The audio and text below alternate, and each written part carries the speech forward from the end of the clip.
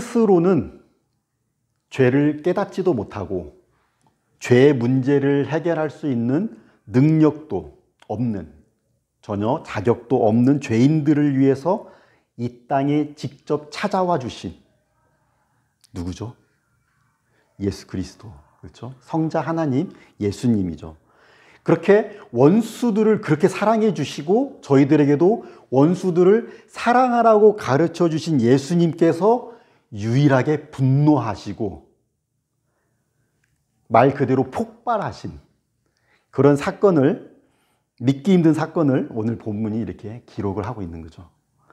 그래서 공통된 관점으로 기록되어 있는 공관복음, 공통된 관점이기 때문에 공관복음이라고 하죠. 마태, 마가, 누가복음, 시놉틱 가스펠스라고 하는데, 이 다른 세 개의 복음서들하고는 요한복음은 비슷한 게 별로 없어요. 관점도 완전히 다르고 또 이 똑같은 이야기를 전달하는 그런 내용도 별로 없는데, 이 이야기는 하필이면 예수님께서 분노하시고 폭발하신 이 이야기는 네 개의 복음서가 다 기록하고 있습니다.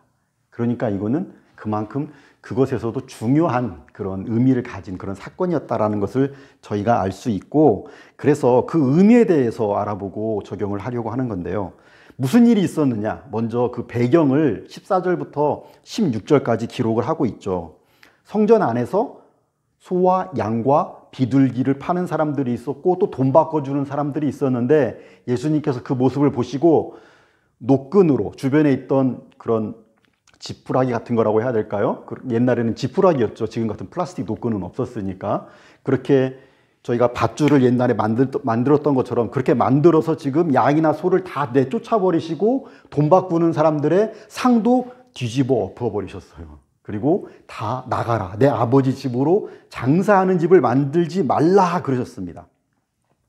이게 유월절 가까웠을 때 유월절에 있었던 일이라고 그랬죠. 유월절은 하나님께서 이집트에서 이스라엘 민족들을 구원해 주신 날을 기념하는 날이죠. 유월절, 유월이라는 말 자체가 패스오버예요. 넘어갔다, 패스오버. 뭘 넘어갔어요? 하나님의 사자가 사람부터 짐승까지 처음 태어난 것들을 다 죽인다고 하셨을 때, 그때 하나님의 말씀대로 어린 양의 피를 문 설주와 문 지방에, 문에다가 바른 집은 하나님의 사자가 넘어갔다, 죽지 않았다. 그래서 그날을 기념하는 패스오버, 유월절이 된 거죠. 이날은 그래서 유대인들에게는 가장 큰 행사였습니다. 12살 이상 된 사람들은, 남자들은 다 이 예루살렘 성전에 방문을 했어야 됐어요.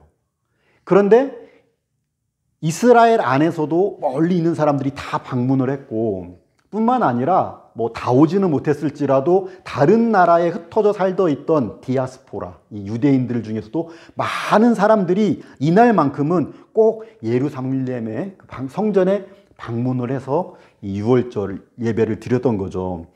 그래서 이렇게 멀리서 온 사람들은 성전에 가면 뭐 해야 돼요? 성전에 가면 제사를 드려야 되는데, 멀리서부터 뭐 양을 자기가 다 이렇게 몰고 올 수가 없잖아요. 그런 사람도 있었을지 모르겠지만, 그러니까 멀리서 온 사람들은 다 이 양들을 성전에서, 그러니까 이 예루살렘에 도착해서 사야 됐던 거죠.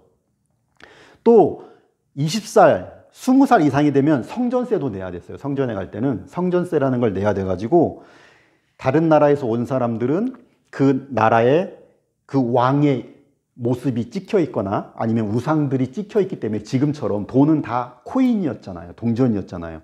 그러니까 그거를 새 걸로 바꿔야 되는 거죠.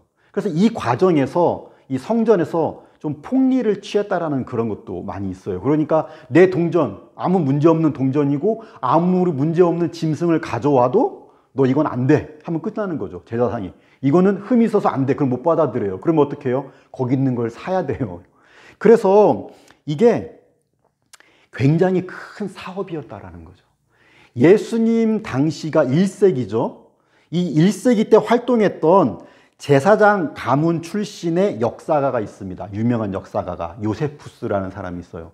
이 사람이 기록한 그 책에 보면 이 유월절 기간 동안에만 대략 한 일주일 정도 돼요. 그리고 멀리서 오는 사람들을 배려해서 한 달까지 이어지기도 했는데 이 기간 동안에만 잡은 양의 숫자가 25만 6,500마리였다 이렇게 기록하거든요. 256,500 이렇게 되는 거예요. 256,000 25만 6천 마리의 양이 이때 죽임을 당하는 거예요.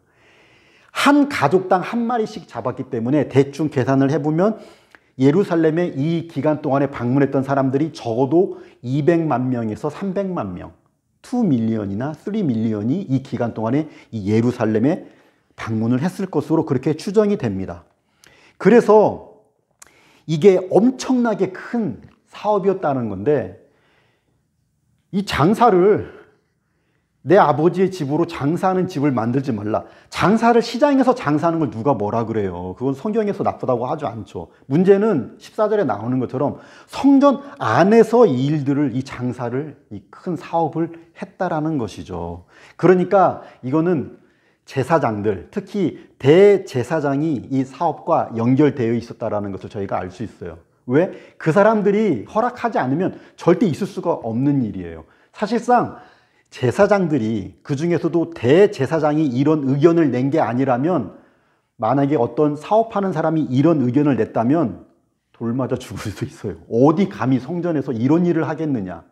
그러니까 이것은 그만큼 그 유대교가 이 지도자들부터 완전히 부패하고 타락했었다라는 그런 모습을 잘 보여주는 것이죠.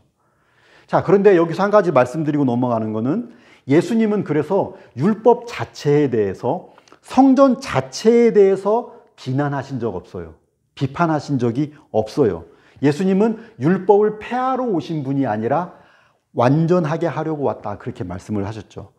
메시아가 오기 전까지 불완전한 모습으로 필요했던 게 율법이었죠. 예를 들면 제사 같은 거죠. 어린 양을 잡아서 드리는 제사는 예수님 오시기 전까지 계속해서 반복이 됐는데 불완전한 것이었잖아요. 이제 예수님이 오셔서 단변에 완전한 제사를 드리면 더 이상 제사는 드리지 않는 거죠. 그렇죠? 자, 그렇기 때문에 이렇게 완전해져서 이제 더 이상 필요가 없어지는 거지, 막 비판할 그런 대상은 아니었어요. 율법 자체는, 성전과 제사 자체는 비판의 대상은 아니었던 겁니다. 여러분, 율법도 하나님께서 주신 거예요. 하나님께서 이 율법을 잘 지켜서 하나님의 백성답게 살게 해주셨던 것이죠. 그래서 하나님께서 율법을 주실 때 주셨던 말씀을 기억하라 그랬죠. 내가 거룩하니 너희도 거룩할지어다. 이것이 율법을 주신 하나님의 마음이에요. 그게 하나님의 마음. 사랑하는 나의 백성들이 거룩한 삶을 살아갈 수 있도록 가르쳐 주신 거예요. 그래서 이 율법의 근본 정신이 뭐라 그랬습니까? 율법의 근본 정신은 안 지키면 심판하는 게 아니라 하나님 사랑, 이웃 사랑이에요. 율법도. 하나님 사랑, 이웃 사랑하고 율법 주신 거예요. 그런데 이런 율법을, 좋은 율법을 판단과 정죄의 도구로 사용을 그렇게 한 것은, 왜곡시킨 것은 인간들이었죠. 유대인들이 그렇게 왜곡을 시켰던 것이죠. 뿐만 아니라 지난주에 말씀 나눈 것처럼 거기에다가 장로들의 전통까지, 사람들의 전통과 교훈까지 덧붙여서 결과적으로 하나님의 율법과는 멀어져 버렸어요. 하나님의 율법과 멀어졌다는 얘기는 하나님과 멀어졌다라는 거죠. 갈수록 더욱더 더 인간적으로 바뀌어가고 멀어져 갔습니다. 오늘 본문에서도 성전이나 제사 자체가 문제가 됐다고 예수님께서 지금 비판하시는 건 아니에요. 예수님은 완전하게 그걸 끝내시는 분이지 그거를 비판하는 게 아니에요. 하나님의 임재가 있다고 믿잖아요. 성전에서는 이스라엘 사람들은 하나님의 임재가 성전에 있다고 믿었잖아요. 그래서 하나님의 임재가 계시는 이 성전에서 제사를 드리는 거예요. 하나님 앞에 나아가서. 그러기 위해서 거룩하게 구별을 해놨어요. 구별된 장소예요, 성전은. 그런데 그런 성전 안에서 지금 장사를 한 것이 비판의 대상이 되는 거예요. 그게 문제였다라는 거예요. 물론 성전과 제사는 이제 예수님께서 십자가로 그것을 완성시키면 더 이상 필요 없는 것이 되겠지만, 성전의 제사가 되었던 다음에 예수님으로 인해서 탄생하게 되는 교회의 예배가 되었건, 지금 신앙에 대해서 말씀하시는 거예요. 이 부패하고 타락해버린 이 사람들의 이 신앙에 대해서, 가장 기본적인 신앙에 대해서 지금 예수님은 비판하시는 겁니다. 하나님을 믿고 섬긴다고 하는 사람들이 하나님을 위해서 특별히 구별해 놓은 장소에서 자기들 욕심을 채우고 있죠. 탐욕을 채우고 있는 거예요. 탐욕은 죄입니다. 하나님을 위해서 죄를 용서받는 그런 목적을 위해서 거룩하게 구별해 놓은 장소에서 지금 탐욕을 부리면서 죄를 짓고 있어요. 이거는 이 사람들이 신성모독이죠. 이건 신성모독이에요. 자기 욕심을 섬기는 모습이고 자기를 섬기는 모습이에요. 이거는 우상숭배입니다. 탐욕은 우상숭배입니다. 여러분, 이 기간 동안에 몇 마리의 양이 죽었다고요? 양만 25만 6,500마리. 아무런 죄가 없는 25만 6천 마리면 여러분 상상이 되시나요? 지금 여기 만약에 저 학교 운동장에 25만 6천 마리가 다 들어갈까요? 그 양들이 줄을 서서 죽으로 들어가요. 음매하면서. 그리고 그거를 누가 죽인다 그랬어요? 이거는 짐승을 데려온 사람이 거기에 안수를 하고 본인이 죽여요. 그렇게 죄 없는 짐승들이 지금 수도 없는 짐승들이 죽어나가고 있어요. 이거는 근데 그걸 이 직업으로 하는 도살장 아니라고요, 이게. 이거는 성전이에요, 성전. 피를 흘리면서 25만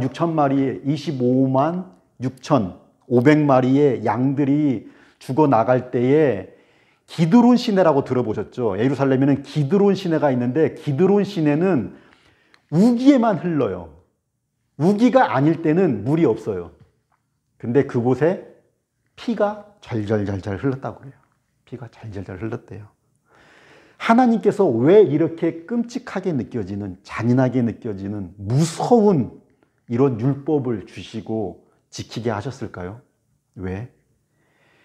우리에게 있는 죄의 무서움에 대해서 알게 하시는 거죠. 죄의 값은 사망이라는 것을 기억하게 하시는 겁니다. 내 손에 피를 묻히고 아무 죄가 없는데 나를 대신해서 죽는 그 짐승을 보면서 나의 죄를 돌아보고 회개하라는 거예요. 회개하라는 거예요. 네가 죽어야 되는데 네가 죽을 거를 아무런 죄가 없는 짐승들이 죽는다라는 거예요. 그래서 회개하고 거룩한 모습으로 하나님과 동행하고 거룩하고 존귀한 하나님의 뜻을 삶 속에서 이루어가면서 영광스러운 하나님의 자녀의 삶을 살라라는 거예요. 그런데 그 의미를 잊어버렸어요. 그 의미를 잊어버리면 어떻게 돼요? 그냥 도살장이 되는 거예요. 도살장이. 성전이 아니라 도살장이 되는 거예요. 하나님은 거기에 안 계세요.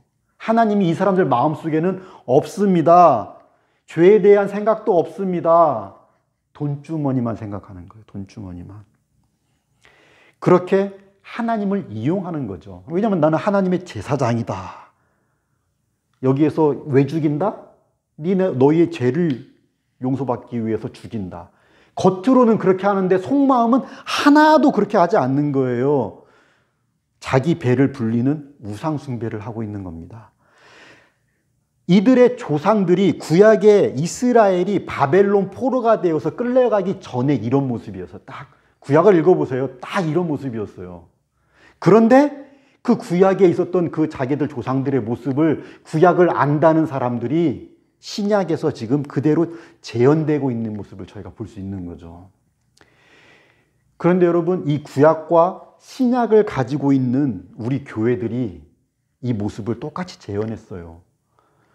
중세 천년의 시기를 암흑기라 그러잖아요. 예수님께서 승천하시고 교회가 탄생을 하고 교회가 번성했던, 교회가 가장 번성했던, 가장 부유했고 가장 많은 성도라고 해야 될까요? 유럽 전체가 지금도 다 그 국기에 십자가 마크가 있잖아요. 옛날에 다 기독교 국가들이었잖아요. 그러면 거기에 그 왕이 국교로 정하면 다 성도들이었죠. 성도가 제일 많고 제일 부자였을 때, 가장 힘이 있을 때 가장 타락했어요.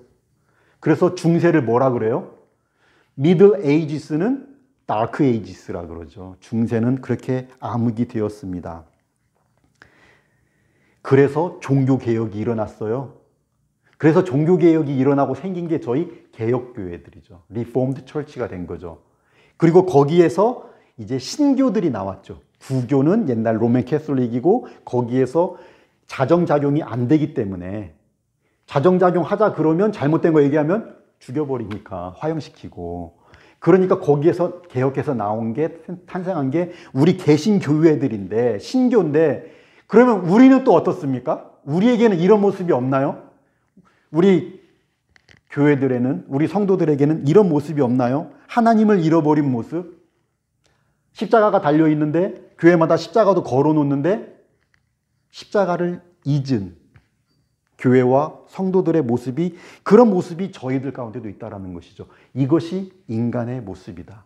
그래서 우리의 죄성이에요. 그래서 성경이 지금 이런 부분에 대해서 계속 반복을 하고 있고 저도 계속 반복을 해서 말씀을 드린다 그랬습니다. 우리 조상들을 보세요. 역사를 보세요. 이게 저희들 안에서 계속해서 반복이 되고 있어요. 이스라엘 사람들 손가락질하죠. 우리도 교회 안에서도 똑같은 일들이 일어났고 일어나고 있습니다. 우리에게 있는 죄성, 본능적인 우리 나의 자기 중심성 그게 어떻게 드러나요? 욕심으로 드러나죠. 탐욕으로 드러나요. 그걸 부인하지 않으면 저희는 신앙을 가지고 이 사람들처럼 신앙을 가지고 하나님을 섬기는 것이 아니라 자기를 섬기게 돼요. 예수님이 그러니까 나를 따르려면 제일 먼저 자기 부인하고 십자가를 지고 따르라 그랬잖아요. 자기 부인하지 않으면 우리는 신앙을 가지고 자기를 섬깁니다. 하나님과 정반대 방향으로 갈 수가 있어요. 얼마든지. 그게 우리의 그런 연약한 모습이에요. 오랜만에 크레도라는 라틴어 단어를 다시 한번 되새겨 볼까요? 왜냐면 처음 듣는 분도 있으시니까. 기억나시죠? 저희가 신앙 고백할 때, 같이 신앙 고백할 때 전능하사 천지를 만드신 하나님 아버지를 내가 믿사오며 이렇게 고백을 하잖아요. 근데 우리 한국말로는 믿사오며 동사가 제일 뒤에 나오는데 영어로는 어떻게 됩니까? 영어로는 I believe in God the Father Almighty 이렇게 되죠. I believe. 내가 믿습니다. 뭘 믿느냐? 그 뒤에 내용이 나와요. 우리 신앙 고백의 시작은 믿습니다로 시작하는 거예요. I believe. 사도신경이 기록된 것으로 보여지는 라틴어에 보면 I believe를 크레도라고 써놨다 그랬잖아요. 크레도가 I believe예요. 이 말을 근데 크레도라는 말을 직역을 하게 되면 단어 그대로 직역을 하게 되면 나의 심장을 드립니다. 이게 I believe라는 말이라고 그랬어요. 우리가 믿는다라는 것은 뭘 믿어요? 어떻게 믿는다라는 거예요? 어떻게 드러나요? 우리의 믿음은 나의 심장을 드리는 것처럼 정말 믿기 때문에 나의 생명까지도 내놓을 수 있는 정말 믿기 때문에 부활의 주님을 믿기 때문에 나의 삶을 드린다는 거예요. 나의 삶을. 나를 맡길 수 있다라는 거예요. 믿기 때문에 아빠를 정말 절대적으로 믿으면 다 맡길 수 있겠죠. 믿고 어디든 따라갈 수 있겠죠. 손잡고. 사도 바울이 그래서 뭐라 그랬어요? 너희 몸을 하나님이 기뻐하시는 거룩한 산 제물로 드리라 그렇게 얘기했잖아요. 제물로 진짜로 바치라는 얘기 아니라 우리가 삶을 드리라고 그랬잖아요. 사도 바울도. 그러니까 예수님 말씀처럼 내 뜻대로 마시고 아버지 뜻대로 하옵소서 이게 신앙인 것이죠. 이것이 천지를 창조하시고 나의 모든 삶을 정말 주관하시는 하나님. 그 하나님이 나를 사랑하셔서 나에게 일어나는 모든 일들, 심지어 나에게 일어나는 안 좋은 일들까지도 내가 지금 다 이해할 수 없지만 그 모든 일들이 다 합력하여서 결국에는 선을 이루게 하실 거라는 절대적인 그 믿음, 그 믿음을 의미하는 거예요. 그게 믿음이에요. 그게 믿음. 세상의 다른 종교들은 우상숭배는 특징이 내가 열심히 할 테니까 내 뜻대로 주세요 하는 게 우상숭배예요. 그렇잖아요? 우상숭배 왜 하냐고요. 열심히 갖다 바칠 테니까, 열심히 섬길 테니까 내 뜻대로 해주세요. 그게 우상숭배잖아요. 근데 우리 기독교 신앙은 반대라니까요. 나를 드리는 게 우리 신앙인 거예요.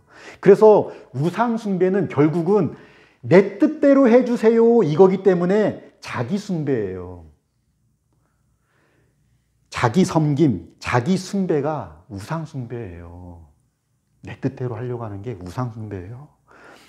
지극히 존귀하신, 지존하신 하나님을 겉으로는 믿는 척하면서 속으로는 자기를 섬기는 이런 우상숭배를 예수님도 지금 참지 못하신다라는 것을 저희가 볼 수 있는다라는 거죠. 아예 안 믿는다는 것도 아니면서 제사장들이 성전에서 이런 짓을 하고 있어요. 믿는다고 하는 사람들이 이 우상숭배. 예수님께서 그 모습은 용서하시지 않는 거예요. 왜냐? 예수님은 마음을 아시니까요. 예수님은 중심을 보시니까요. 저 같은 목사들이 목회를 하면서 내 이름을 알리고 내 명성을 얻으려고 한다거나 주님의 제자들을 세우는 게 아니라 내 제자들을 세워서, 요즘 TV에 그런 사람들 많이 나오잖아요. 뭐 무슨 목사라 그러는데 그게 이단이죠, 사실. 그렇게 이단이 되는 거예요. 나를 숭배하게 만드는 거죠. 하나님을 섬기고 하나님의 제자가 되게 하는 게 아니라 하나님의 뜻대로 섬기는 종이 되려고 하는 것이 아니라 내 뜻대로 내가 주인인 것처럼 행세하는 그런 모습이 있으면 안 되는 거고, 우리 성도들도 마찬가지죠. 우리의 신앙이 자기 섬김이 되지 않도록, 자기 섬김이 되면 우상 숭배가 되지 않도록, 그러니까 내 뜻대로가 아니라 나의 모든 삶을 통해서 하나님의 뜻을 이루어가기 위해서 힘써야 되는 겁니다. 그게 참된 신앙인 것이고, 그것을 하나님을 경외한다라고 이야기하는 거예요. 하나님을 경외하는 신앙인이 되어야 돼요. 그럴 때 하나님을 경외하고 하나님의 뜻대로 살아가려고 노력하는 사람들이 가는 곳마다 하나님의 나라가 세워지죠. 하나님의 나라가.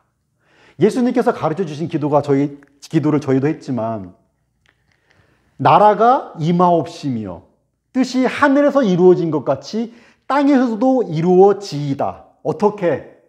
그 고백하는 나를 통해서 그렇게 이루어진다니까요. 주기도문은 그 의미예요.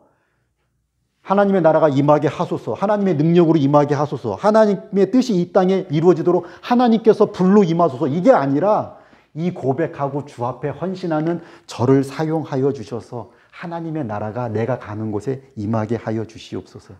나를 통해서 하나님의 뜻이 하늘에서 천사들을 통해서 이루어지는 것처럼 이 땅에서 이루어지게 하소서.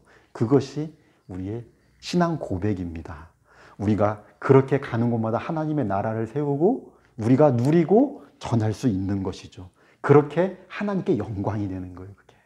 그렇게 하나님의 영광이 되는 삶을 우리 모두가 자기 자리에서 살아갈 수 있는 것이죠. 우리 함께 찬양했던 교회여 일어나라, 그 삶의 자리에서 그런 하나님께 영광이 되고 내 삶에 천국을 만들어가고 누리는, 전하는 저와 여러분 되시기를 축복합니다.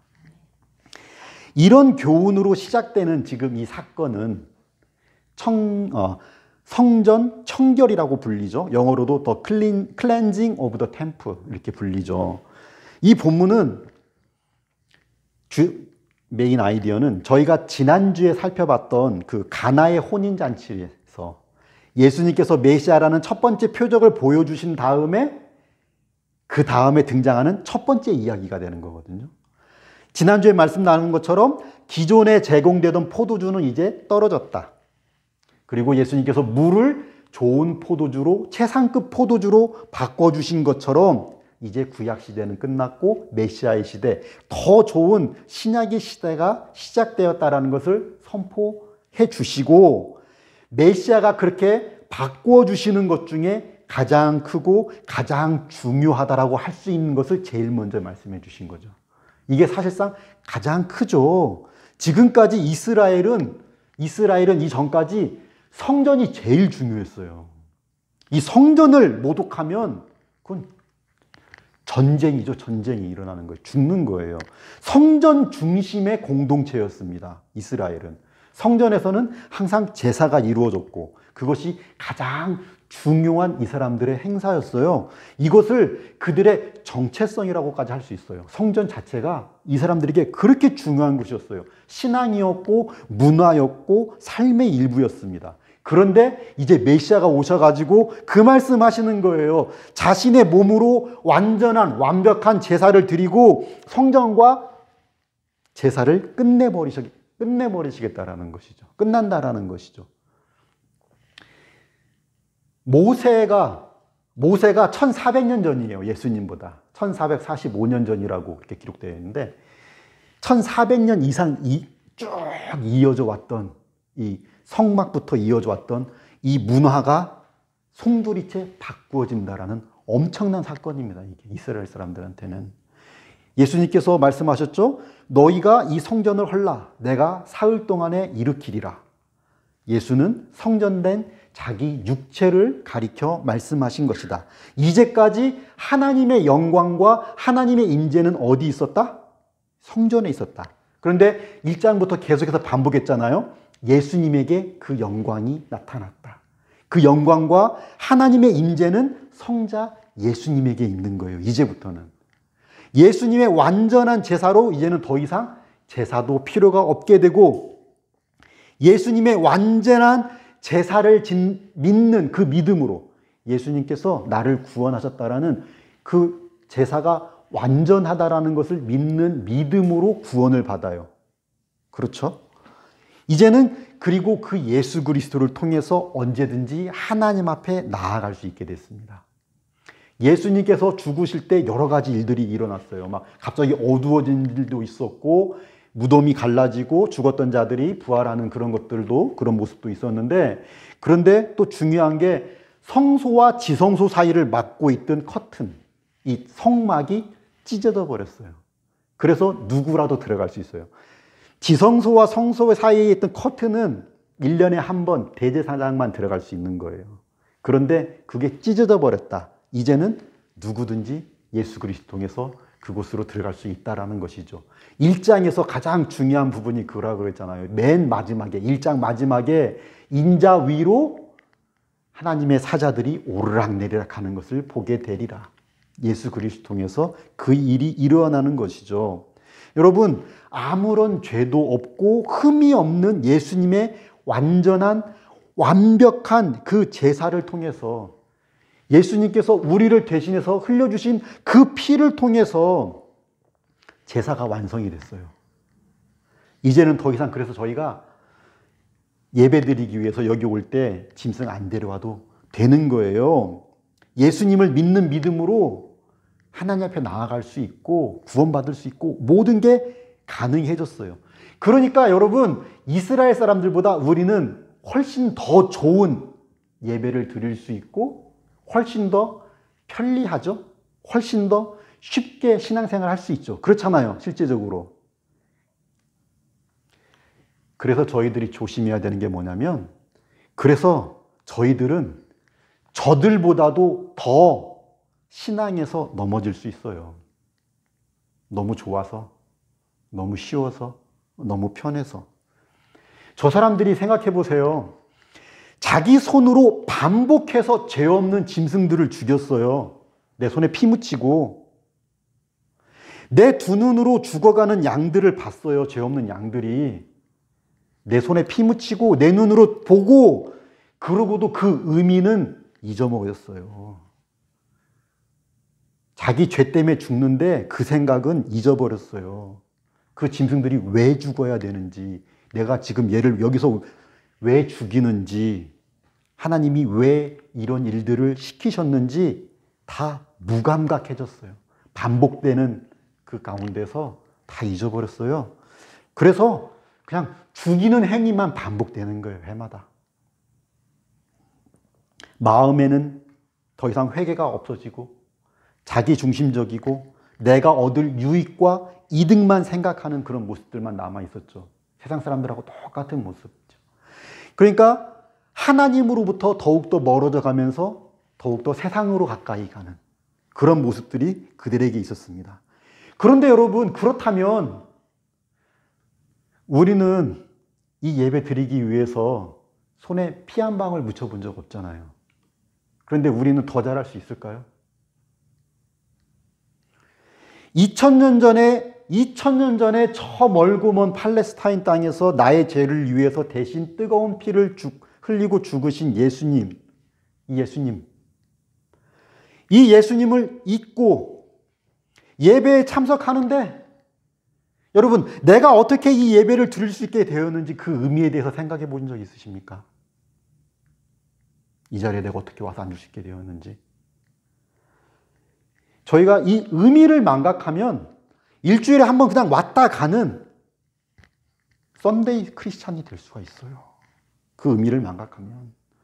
그리고 그렇게 하나님을 경배하고 구원을 기뻐하고 감사하는, 찬양하는 그 본래 의미를 잊은 채로 자기 중심적으로 예배의 본질이 아니라 외적인 것들을 따지고 거기에 관심이 더 있고 그것을 기대하는 하나님 앞에서의 예배자의 모습이 아니라 관객의 모습으로 저희가 왔다 갈 수가 있어요. 이런 말장난들을 합니다.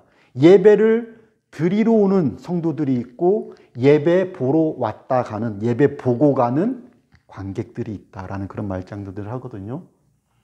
예배를 잘 드리는 것도 그냥 본다라고도 그렇게 표현하지만, 우리가 예배자의 모습이 아니라 의미를 잊으면 관객이 되는 거예요. 저희의 예배에 대한 저희의 마음, 저희의 자세를 돌아볼 수 있어야 됩니다. 하나님께서는 저희들 구원해 주셔서 이 자리에 앉혀 놓으시려고 사랑하는 독생자 아들을 보내주셨어요. 그리고 그 독생자는 저희들을 위해서 자기 몸이 찢기시고 십자가에 달려 죽으심으로 저희가 구원받았고 예배 드릴 수 있어요. 이 사실을 기억할 때마다 어떻게 저희가 감사하지 않을 수 있습니까? 이 사실을 묵상할 때마다 얼마나 저희가 어떻게 기뻐하지 않을 수 있습니까? 어떻게 찬양하지 않을 수 있겠어요? 그런 마음으로 저희가 정성을 다해서 예배 드릴 때 하나님을 예배하는 자들 중에 항상 함께 하시는 하나님께서 기뻐 받으시는 거죠. 기뻐 받으시는 거예요. 그리고 그런 마음이 있는 사람들이 은혜를 더 받아요. 성령으로 더 충만하게 되는 거예요. 우리의 예배가 그렇게 되는 거예요. 그런 마음으로 예배를 드리고 일상생활에서도 이 진리를 기억하며 나와 항상 함께 하시는, 나와 함께 하기를 원하시는 그 하나님을 감사하고 저희가 기뻐할수록 삶 속에서도 내 뜻대로 내 마음대로 하나님 믿고 세상 따라서 살아가는 것이 아니라 하나님 말씀에 순종하는 거룩한 삶을 살아갈 수 있는 거죠. 하나님을 사랑하고 하나님께 영광과 찬양이 되는 삶 속에서도 예배가 되는 삶을 살 수 있어요. 삶이 예배가 되는 거예요. 왜? 우리가 하나님을 기억할 때, 예수 그리스도를 기억할 때, 그의 십자가를 기억할 때, 묵상할 때 저희가 삶 가운데에서도 하나님을 기뻐하고 찬양하고 하나님의 영광을 위해 살아가기를 소원하는 예배자의 삶을 살아갈 수가 있는 것입니다. 그리스도인이라면 누구라도 이런 예배를, 이런 예배가 되는 삶을 사모하지 않겠습니까? 예배를 위해서, 예배가 되는 삶을 위해서 관심을 가지시고 기도하시기 바랍니다. 저도 저희 가족들이랑 매일 저녁 예배를 위해서 기도를 해요. 일주일 내내 기도하는 거예요. 여러분들을 위해서, 하나님의 영광을 위해서 일주일 내내 예배를 위해서 기도해요. 여러분들도 기도하시는 만큼 더 큰 은혜를 누리시게 될 거예요. 그리고 하나님과 동행하면서 매일의 삶 속에서 더 큰 은혜를 풍성하게 누릴 수 있을 겁니다. 제가 그러는 것처럼. 여러분, 우리 모두가 그렇게 삶 속에서 하나님의 나라를, 하나님의 임재를 경험하면서 나누고 전하고 증거하는 복된 삶을 살아가는, 믿음의 삶을 살아가는 저와 여러분 되시기를 간절히 축복합니다. 함께 기도하겠습니다. 신실하신 하나님, 사랑과 은혜에 감사와 찬양을 드립니다. 저희가 스스로 삶의 주인이 되지 않고 하나님께 순종하며 헌신하고 충성할 줄 아는 하나님의 자녀의 삶을 살아갈 수 있도록 저희에게 믿음을 더하여 주시옵소서. 입술로만 찬양하고 행위로만 예배하는 자들이 아니라 온 마음과 정성을 다해서 하나님을 사랑하고 경배하며 그런 자들에게 하나님께서 부어주시는 사랑과 은혜를 더욱더 풍성하게 충만하게 누리고 전하는 진실된 예배자의 삶을 살아가게 하여 주시옵소서. 예수님의 이름으로 기도드립니다. 아멘.